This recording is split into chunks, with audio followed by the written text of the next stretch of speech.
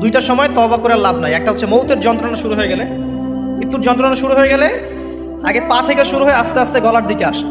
হাদিসে যেমনটা এসেছে, সূরা ওয়াকিয়ার মধ্যেও আছে যে পায়ের দিক থেকে যন্ত্রণা শুরু হয়ে আস্তে আস্তে আস্তে আস্তে এই গলার দিকে আসে, এবং আত্মাটা গলার এখানে যখন চলে আসে, এখান থেকে মালাকুল মউত আত্মাটাকে নিয়ে চলে যায়। এবং চোখ দিয়ে তাকিয়ে থাকে মানুষ, রুহটা চলে গেলে মানুষ চোখ দিয়ে তাকিয়ে থাকে। দেখবেন এই কারণে মৃত ব্যক্তি তাকিয়ে থাকে, চোখ খোলা থাকে। এবং তখন আসমান থেকে সিঁড়ি নামিয়ে দেওয়া হয়, ওই সিঁড়িতে করে আত্মা চলে যাচ্ছে, ও তাকিয়ে দেখে যে আত্মা চলে যাচ্ছে। এবং মানুষ মারা যাওয়ার পরে চোখ জীবিত থাকে অনেকক্ষণ।